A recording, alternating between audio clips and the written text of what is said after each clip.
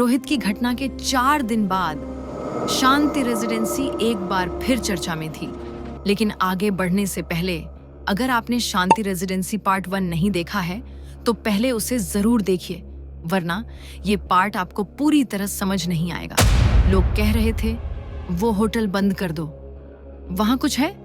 कमरा 113 जिंदा है, लेकिन कुछ लोग डर से नहीं, जिज्ञासा से चलते हैं। एक रात 4 लोग उस होटल के बाहर आए। 3 दोस्त, असीम, करण और आवेश, और उनके साथ एक तांत्रिक। नाम था कालीचरण। होटल के बाहर खड़े होकर कालीचरण बोला, ये जगह खाली नहीं है, इसे छोड़ा नहीं गया, इसे पाला गया है। रात के ठीक 10 बजे चारों होटल के अंदर दाखिल हुए। रिसेप्शन पूरी तरह खाली था। वही पुराना रजिस्टर काउंटर पर पड़ा था। कालीचरण ने उंगली रखी। कमरा 113 यही है। तीनों दोस्त घबरा गए। असीम बोला, सर, अगर वो बहुत बुरा भूत हुआ तो। कालीचरण हल्का सा मुस्कुराया। बुरा नहीं है, भूखा है। कमरा 113 खुलते ही ठंडी हवा का तेज झोंका आया। दीवारों पर काले धब्बों से एक नाम लिखा हुआ था, राका, जैसे किसी ने नाखूनों से दीवार को रेत दी हो। कालीचरण जमीन पर तांत्रिक वृत्त बनाने लगा। लाल सिंदूर, नींबू, लोहे की कीलें। तभी टप टप टप बाथरूम से पानी टपकने की आवाज। आवेश चिल्लाया, कोई है वहां? आईने पर धीरे धीरे शब्द उभरने लगे, तुम बहुत देर से आए हो। अचानक धड़ाम, दरवाजा अपने आप बंद हो गया और इस बार एक चेहरा बाहर आया, आधा जला हुआ, एक पैर घसीटता हुआ। आवाज आई, मैं अकेला नहीं रहना चाहता। करण जोर से चीख पड़ा। कालीचरण गूंजा, बस। सब तेरा खेल खत्म। उसने मंत्र पढ़ना शुरू किया। पूरा कमरा कांपने लगा। घड़ी टूटकर गिर पड़ी। भूत चीखा, तू मुझे नहीं मार सकता। इतना कहकर उसने अचानक आवेश के गले पर खंजर चला दिया। आवेश वहीं गिर पड़ा। असीम और कर्ण सन्न रह गए। लेकिन कालीचरण बोला, डरो मत, ये सच नहीं है, ये आत्मा हमारी आंखों को धोखा दे रही है। उसने जोर से लोहे की कील जमीन में ठोंक दी। धड़ाम, भूत तेज तेज चीखने लगा। कमरे में तेज सफेद रोशनी फैल गई। कुछ पल बाद सब शांत, सन्नाटा।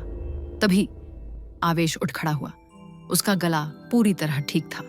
तीनों ने राहत की सांस ली, लेकिन कालीचरण हिल नहीं रहा था। असीम ने पास जाकर देखा। कालीचरण की आंखें खुली थीं, लेकिन वो उसकी नहीं थी। उसी भारी आवाज में वो बोला, शरीर बदलना जरूरी था। दीवार पर धीरे धीरे एक नया नाम उभरा, कालीचरण। फिर उसने कहा, मैं अब यहां से नहीं जा सकता, मैं इसे यहीं बांध कर रखूंगा। तुम तीनों दूर जंगल में जाओ, वहां तुम्हारी मदद के लिए कोई मिलेगा। तीनों बिना कुछ बोले चुपचाप होटल से बाहर निकल गए। असीम, करण और आवेश होटल से बाहर निकल तो आए थे, लेकिन शांति रेजिडेंसी उन्हें जाने नहीं दे रही थी। जैसे ही वो जंगल की तरफ बढ़े, हवा अचानक भारी हो गई। कदम आगे बढ़ते थे, लेकिन रास्ता वहीं का वहीं रहता। करण बोला, हम घूम घूम कर वहीं वापस आ रहे हैं। तभी असीम ने पीछे देखा। होटल अब काफी दूर होना चाहिए था, लेकिन वो बस कुछ कदम पीछे ही था। आवेश की आवाज कांप रही थी, वो आत्मा हमें जान ही नहीं दे रही है। अचानक जंगल की तरफ से अजीब अजीब चीजें दिखने लगीं। पेड़ों पर लटके हुए साए, उलटी लटकी परछाइयां, जमीन पर रेंगते हुए हाथ, और फिर राका, वही जला हुआ चेहरा, वही घिसटता पैर। कहाँ था ना, कोई अकेला नहीं जाता। करण डर के मारे भागने लगा, लेकिन उसके सामने उसकी माँ खड़ी थी, मुस्कुराती हुई। बेटा, घर चलो। करण रो पड़ा। माँ? असीम चिल्लाया, नहीं, ये सच नहीं है। लेकिन तभी आवेश ने देखा, उसके सामने वो खुद खड़ा था, खून से सना हुआ, और वो बोला, तू मर चुका है। तीनों के सिर में तेज दर्द होने लगा। लगने लगा जैसे आंखें सच और झूठ में फर्क नहीं कर पा रही। तभी जंगल के अंदर से एक भारी आवाज गूंजी, आंखों का धोखा, आंखों का धोखा। तीनों एक साथ रुक गए। वो आवाज कालीचरण की थी। आवाज फिर गूंजी, जो देख रहे हो वो सच नहीं है।